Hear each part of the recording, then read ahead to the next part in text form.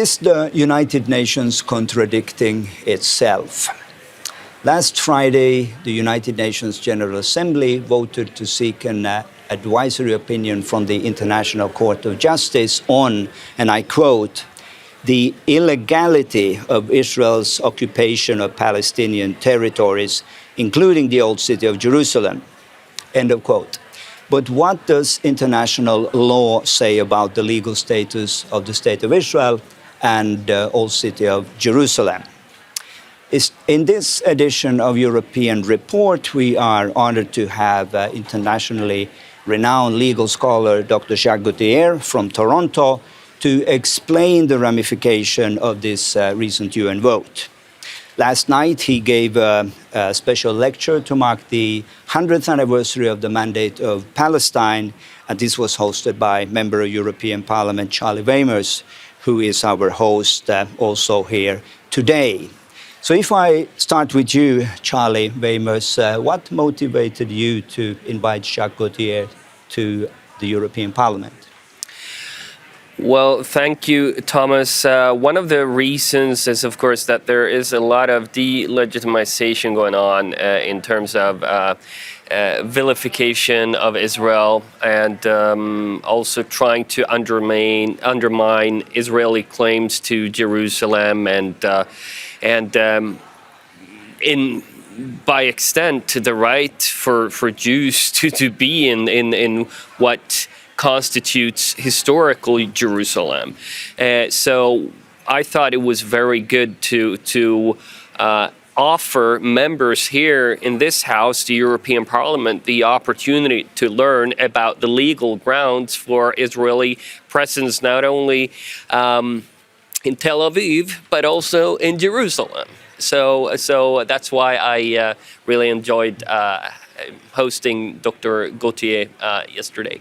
And on the record, we are extremely grateful for your generosity and willingness to bring such an important message to this chamber.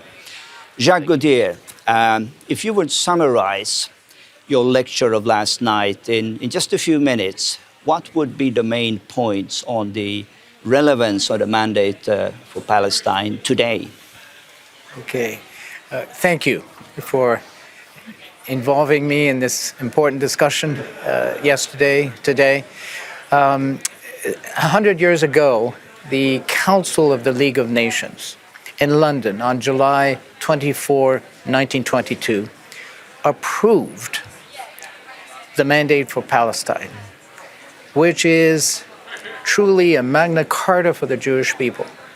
It contains rights and obligations relevant in international law. It is the foundation legally of the national home that was to be established in that part of the world. Yesterday, I explained why this document, this legal instrument, is still relevant. It's relevant because there is no final disposition in respect to certain aspects, certain components of the territory that was covered by the mandate. It's alleged continually at the United Nations and these places of Europe where the nations gather that somehow Jews in that land are thieves, they're trespassers, they're usurpers, and they simply have no right to be there. All of these allegations are legally relevant because if the answer to the question, do they have the right to be there? Have they been given sovereignty entitlements? Is yes, then these allegations are false and not well-founded. In order to be able to address these questions, you have to go back historically. You have to go back to the Balfour Declaration, which was a commitment of the British War Cabinet in 1917, a commitment to the Jewish people to support the Zionist movement, to support the national aspirations of the Jews.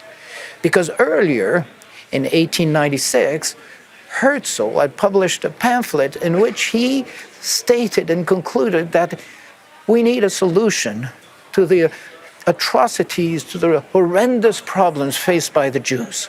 And his solution title of his pamphlet, A Jewish State. The Basel Conference in 1897 adopted a program which endorsed this vision, this solution. The solution to the problems of the nations with the Jews was the establishment of a Jewish state. The Balfour Declaration basically said, we endorse this vision. We will support this policy. Problem is that the British in 1917 didn't have title to Palestine, and they didn't have possession of it. But we have to look at what happens next. The Turks were defeated. There was an armistice agreement in 1918, and the peace conference in Paris dealt with the consequences of their aggression, of the war that they initiated. As a result of the Paris Peace Conference, it was significant that the Arabs were given an opportunity to present their claims, their national claims, and they stated during their presentation to a group of nations called the Principal Allied Powers. Very important in any legal analysis, because that's the group that had the legal power of disposition. They end up with title from the Turks, which they can turn around and give to the Jews, give to the Arabs. Paris, the Arabs ask for a huge segment of the former Ottoman territories, excluding Palestine, giving, in effect, recognition to the claims presented at the same conference by the Zionist organization. The Zionist organization says very clearly in their claim, recognize our historical connection and link to that land, allow us to reconstitute what we used to have. Meaning, you have to know what was there. Let us reconstitute. Following the Paris Conference, these powers reconvene to deliberate and decide how to respond to the claims. San Remo, April of 1920. A defining moment legally, a turning point, because these powers, having decided to basically pay attention and give recognition to what was presented by the Zionist organization, decide to take the policy of the Balfour Declaration and introduce it into international law. They decide then on April 25, 1920, Villa de Vachon, San Remo, they say yes to those demands, to those asks. And to the Arabs, they say yes as well. Enormous territories. Huge moment in history for the Arabs as well. Followed by the Treaty of Sèvres with the Turks in August of 1920, which repeats everything that was decided in San Remo.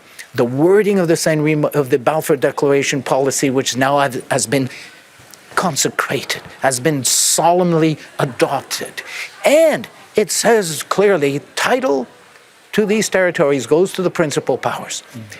Then, pursuant to the terms of the Covenant of the Nation, Article 22 of the Covenant of Nation, which sets up the new League of Nations, the first major international organization in the history of the world that is set up through the covenant, with an article whereby instead of taking simply sovereignty and control of the territories of the defeated Turks and Germans, the principal Allied powers set up a trust system, a sacred trust system saying, we're going to be trustees, we're going to be guardians, but these territories are for the inhabitants of Iraq, the inhabitants of Syria and Lebanon, and for the Jews in regard to Palestine.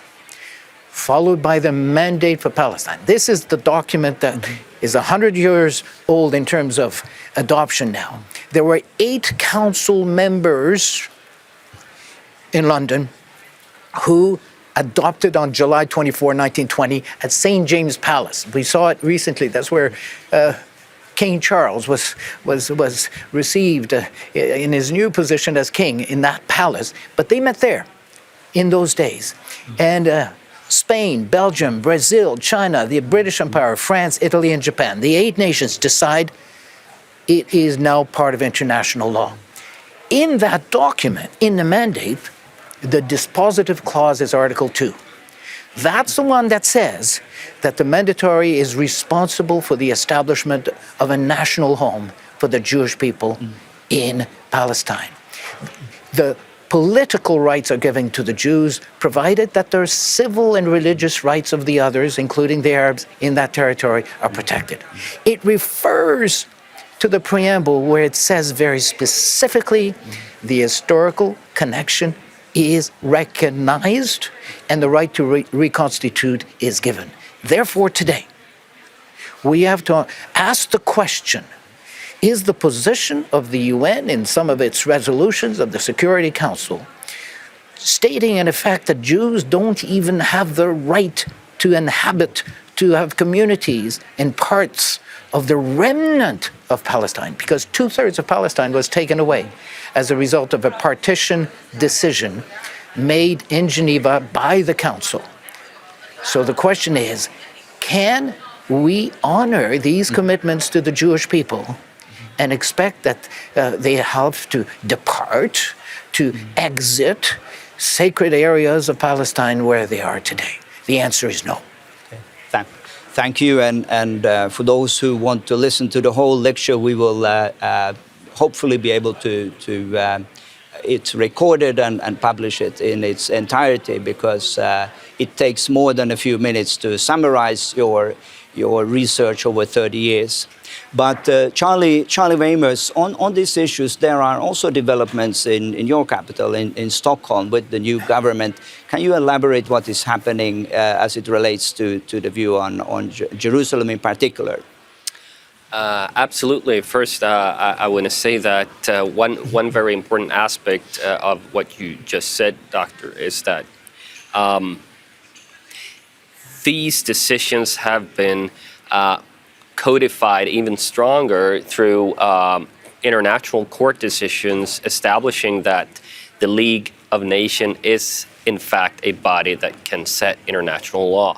So that is one of the most important points I think you're making, that everything that comes after is less important than this decision that was made at that time. And I think to really realize that would be a real strength for us who believe in actually stating the historical connection between the land of Israel, the land of Palestine, and the Jewish people. Now, in Sweden, I think there is hope for a better Israel policy. I mean, we've gone from a government which made the faulty decision, I think, and my party thinks, to recognize Palestine, to a government where 3 out of 4 parties are in favor of moving our embassy to where it belongs, Jerusalem.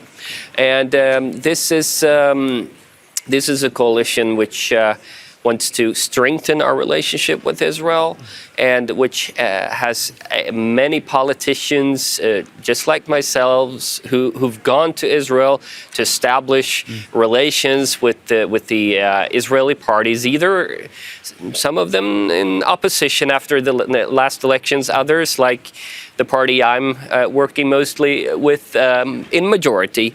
So this is something really good. Sweden has moved from the minus column to the plus column, and I think also for Jews in Sweden it's good news, because this is a government that is really committed to the fight against political Islamism, and that will affect in a very positive way the situation for Jews in Sweden. Thank you, Charlie. And Jacques Gauthier, your doctoral thesis focuses on the old city of Jerusalem. According to many in the international community, this is illegally occupied territory. But what is your view? Is this really compatible with international law? I think you have a different view.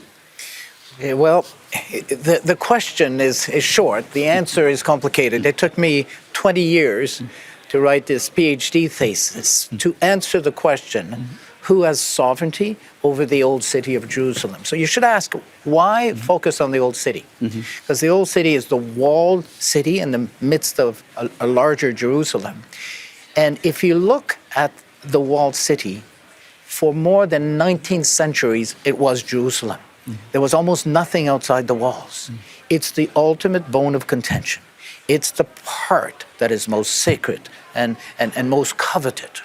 So just to go back, Charlie, to what you said a moment ago, League of Nations was dissolved at some point in time, and the United Nations established.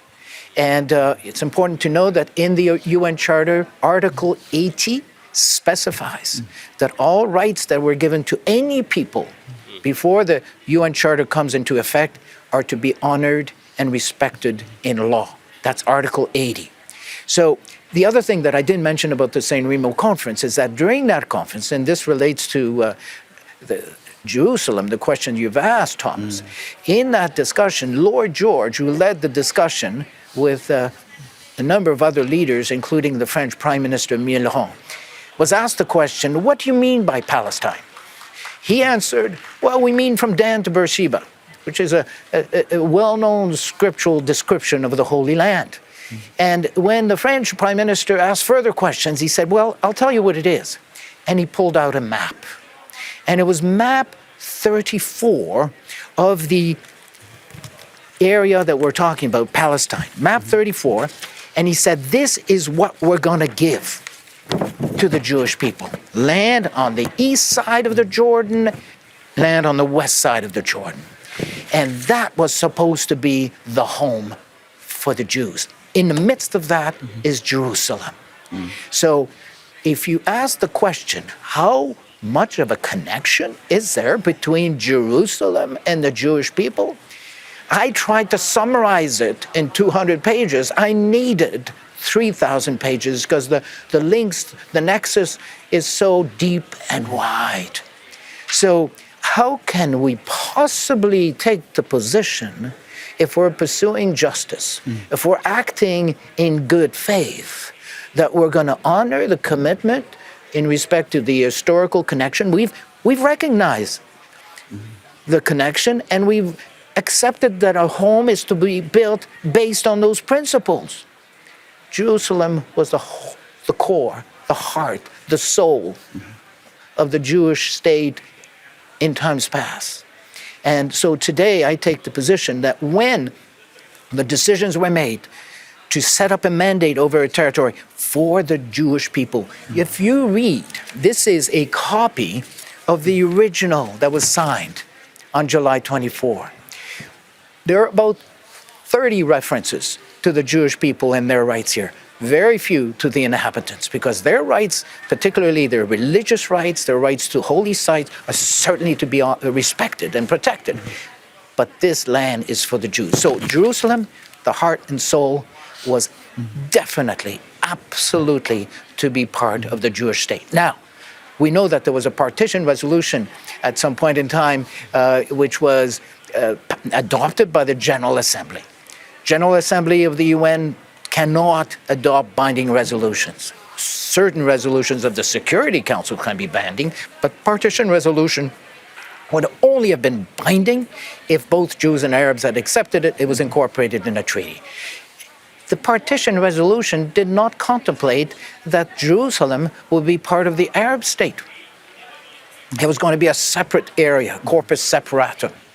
So not even that would be a foundation to claim that the whole entirety of Jerusalem should be part of that state. Thank you. Thank you, Jacques. And Charlie, there's no shortage of opinions and convictions here in this parliament about issues related to Jerusalem or the Jewish state. But do you think that the members are really sufficiently informed to pass resolutions and give strong opinions? And secondly, what was your takeaway from last night's lecture? What were the things that were new to you?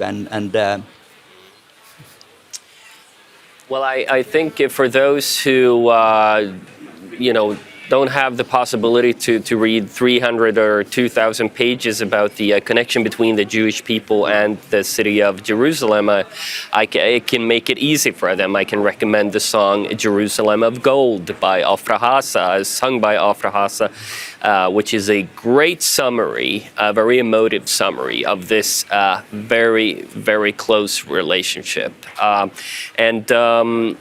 would say that in this house there is a lot of arguments being built upon very a modern interpretation of the situation. It does not at all take into account these very important points made by Dr. Gauthier. And then for me, as I said, it totally makes sense to go to the sources and see what was the foundation of what was to become the state of Israel, what was the legal pretext, and it's very clear. And I mean, I have it right here. I recommend everyone to read this text because it says so clearly that this shall be the home of the Jewish people, and also recognizing which agency, Jewish agency, that will prepare the establishment of the state. I think this is very good reading for anyone who wants to defend the legitimacy of the state of Israel, and I am looking forward reading the whole book by Dr. Gauthier, and I encourage any friend of Israel who's a lawmaker, well, any friend, to have it in the library, to be able to look things up when challenged. So that's one of my takeaways. Thank you. We just have a few minutes, and this only shows the limitations of a talk show in trying to deal with complex issues such as Jerusalem.